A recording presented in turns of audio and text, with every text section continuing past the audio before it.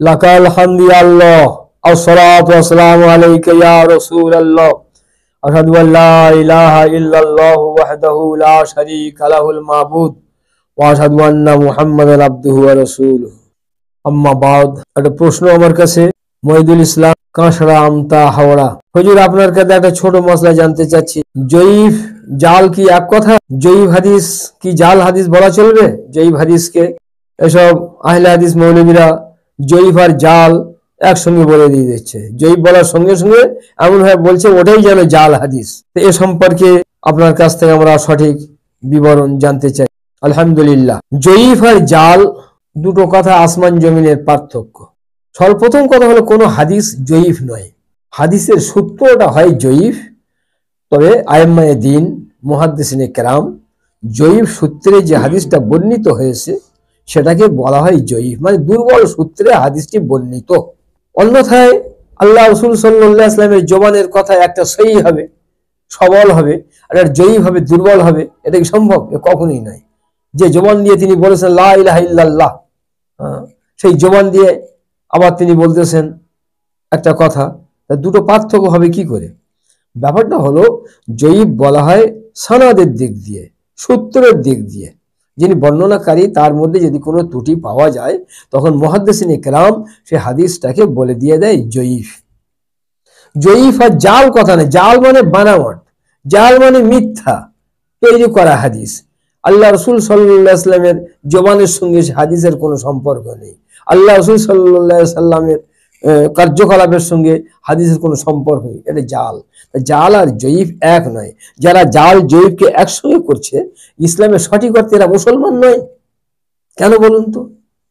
এমন বহু হাদিস আছে যেগুলো একজন মুহাদ্দিস জয়ীফ বলে দিয়েছেন, অন্য মুহাদ্দিস সহিহ বলে প্রমাণ করে দিয়েছেন। এটা সহিহ হাদিস রাসূল পাক সাল্লাল্লাহু আলাইহি ওয়াসাল্লামকে জাল বলে দেওয়া, এটা কোনো মুসলমানের কাজ হতে পারে না। বর্তমানে আহলে হাদিস সম্প্রদায় এরা হচ্ছে গোমরাহ, পথভ্রষ্ট। আসলখানে এরা হচ্ছে ওহাবি। এদের সম্পর্কে বিস্তারিত জানতে গেলে আমার বই পুস্তক পড়াশোনা তোমরা করছো, আর করতেই থাকো, বুঝতে পারবে। তবে আমি কেবল জয়ীফ হাদিসের উপরে কিছু কথা আমি বলে দিয়ে দিচ্ছি। জয়ীফ হাদিস সম্পর্কে আমি আমার সুন্নাতে নববী ও সাহাবী 20 রাকাত তারাবি এই কিতাবের মধ্যে আমি উদ্ধৃতি পেশ করেছি, সেইগুলো আমি পড়ে শোনাচ্ছি। এটাকে যথেষ্ট মনে করে নাও।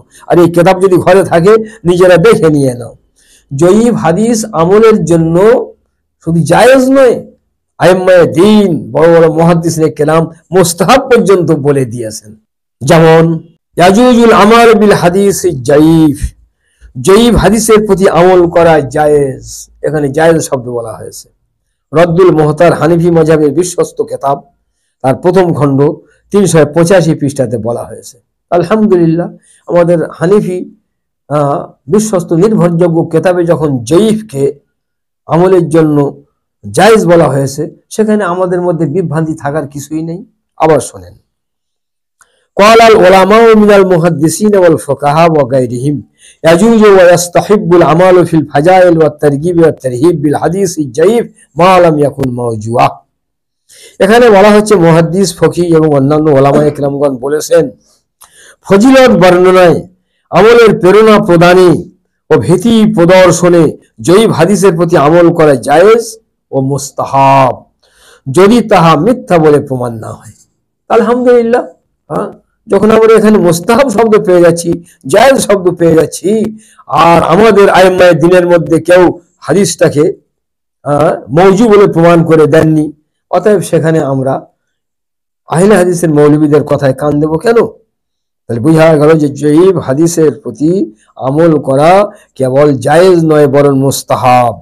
3 নম্বর যেটা আছে আল আজকার, এটা শাফি মাযহাবের কিতাব, ইমাম নওয়াবীর লেখা, তার 5 পৃষ্ঠায় থেকে আমি এই উদ্ধৃতি গ্রহণ করলাম।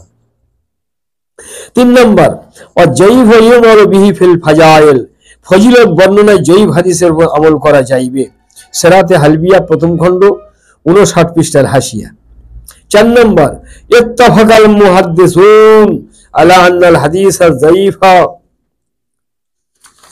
ইয়াজুজুল আমাল বিহি ফিত তারগিব ওয়াত তারহিব ফাকাত, মুহাদ্দিসগণ এই কথার প্রতি ঐক্যমত হয়েছেন যে কেবল প্রেরণা প্রদানে ভীতি প্রদর্শনে জয়ীব হাদিসের উপরে আমল করা জায়েজ। তাফসিরে রুহুল বায়ান 3য় খণ্ড 548 পৃষ্ঠা।